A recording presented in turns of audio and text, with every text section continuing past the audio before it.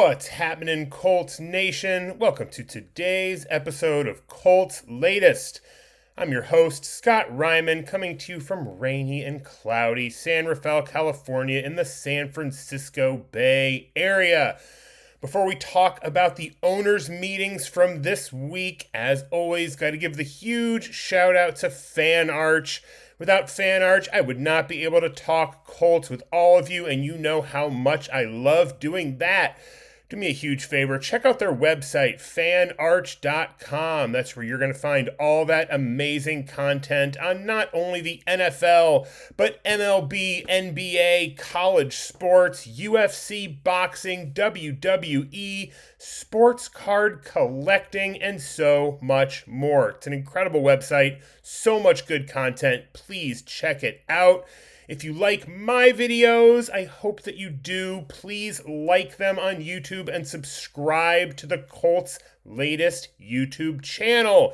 That's how I'm able to keep putting out this content. That's how Fan Arch is able to keep putting out the content that they do. So thank you all so much for watching, liking, and subscribing.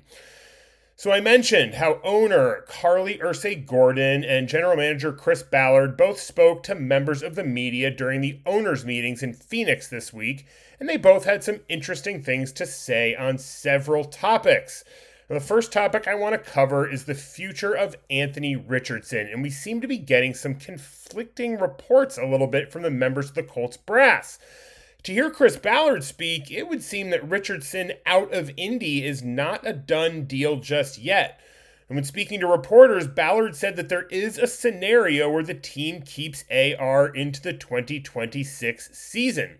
Specifically, he said, quote, "There's definitely a scenario there. He's a good dude and he's talented. I mean, I still want good for Anthony.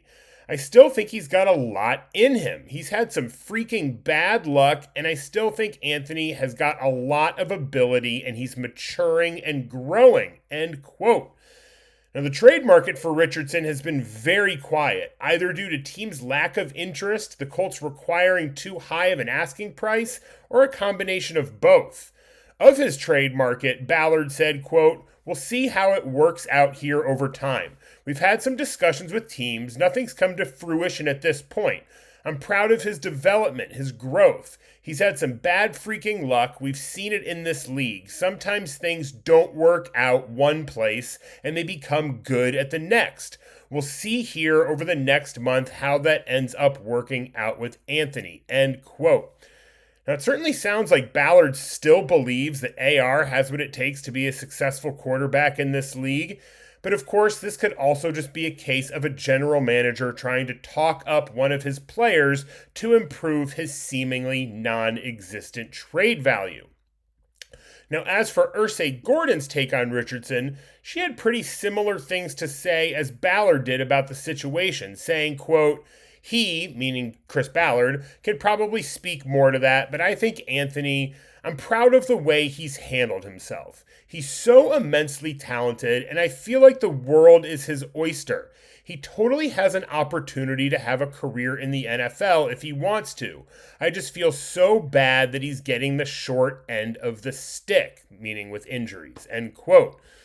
So it also seems like Gordon is as open to keeping AR around as Ballard seems to be. But a comment she made seems to suggest that perhaps it's head coach Shane Steichen who's ready to move on from Richardson, saying, quote, "I don't want to name any names, but there are situations where your head coach doesn't believe in your quarterback. I mean, you're kind of screwed.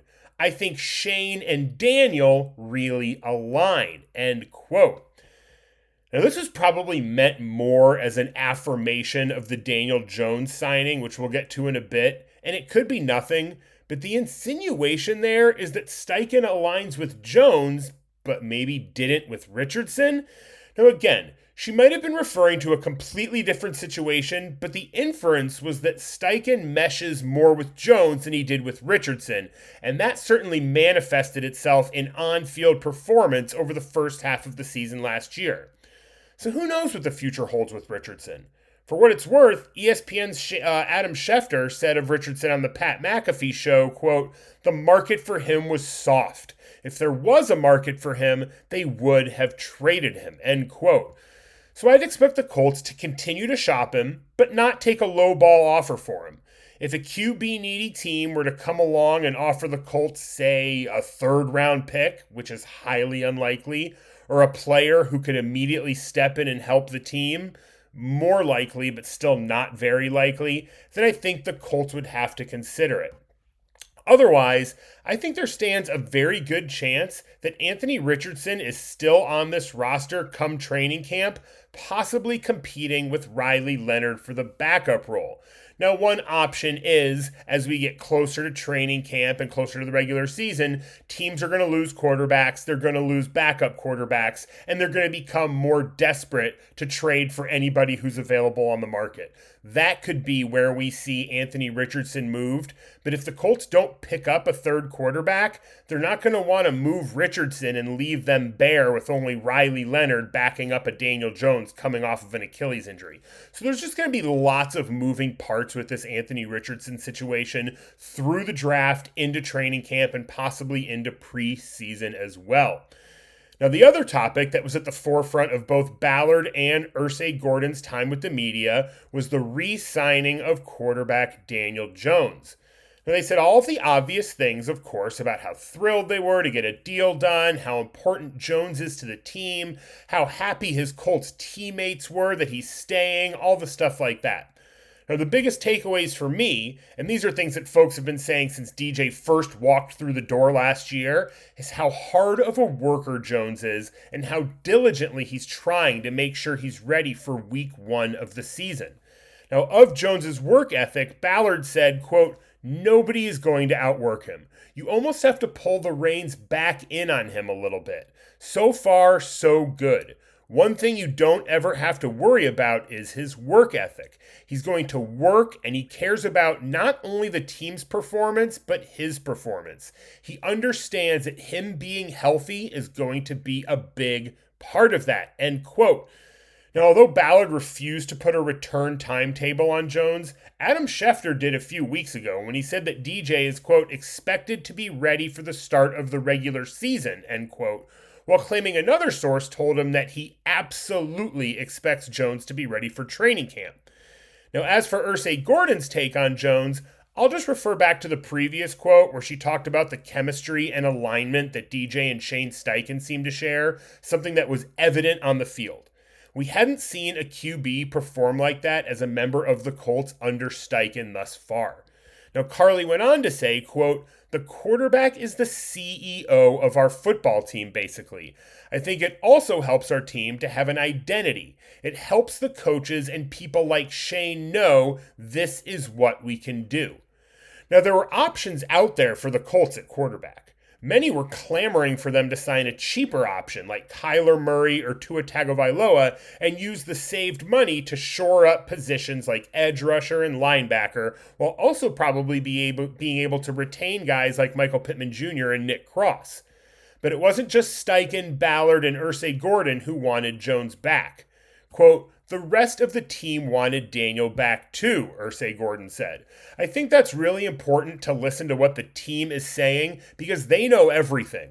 People can laugh, but the players know, and I think their input is important," end quote. Now, we all know Alec Pierce was very vocal about wanting Daniel Jones as his quarterback, and if the team had decided to go in another direction, there's a good chance Pierce would be elsewhere. And Steichen and Ballard also have to think that their jobs with the Colts past this season depend on the team's success this year. I personally think it's playoffs or bust for both of them.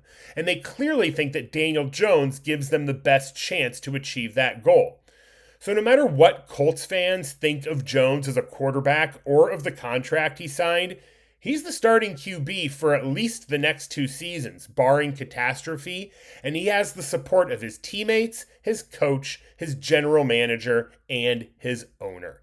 All right, finally, before I go, Indy Star Colts reporter Joel A. Erickson was in Phoenix at the owners' meetings, and he asked the same question that I asked 2 days ago and have been asking for a while.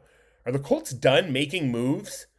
Now, Erickson mentions the $26 million plus in cap space that the Colts have, money that was probably ticketed for Trey Hendrickson before he was stolen out from under them by the Baltimore Ravens.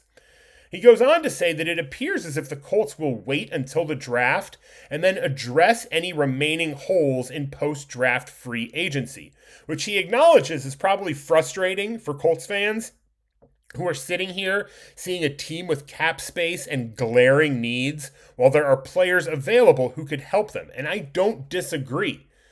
Now, like myself and many Colts fans, Erickson expects the team to address linebacker in the draft as part of their mission to get younger and faster. But he said that in talking to Shane Steichen and Chris Ballard, it appears as though the team is ready to move forward with a combination of Arden Key, JT Tuamalo, and Michael Clemens opposite Laiatu Latu at defensive end. And I just find that hard to believe.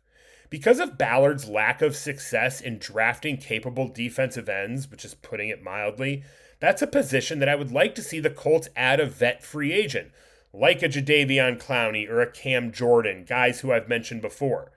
Now, this would seem to go against the idea that they want the defense to get younger and faster, but I think you can compromise on that by adding a rookie linebacker to the starting lineup while adding a veteran defensive end. Erickson commented that pass rush is an area where they need immediate help, and drafting a prospective defensive end, especially with Ballard's track record, probably isn't the way they're going to solve the problem. So we'll see how everything shakes out over the next few weeks, and I'd like to see the Colts make one move before the draft. But as of now, I'm less than 50-50 that that's going to happen. I think more likely they address some needs in the draft, see where the holes are after that, after they sign their draft picks and see how much cap space they still have and see what veterans are still out there on the market, then we might see a move or two happen. Until then, that's it for today. Don't forget to check out fanarch.com and all of their incredible content. Please like this video, subscribe to the Colts Latest channel, and let's go Colts!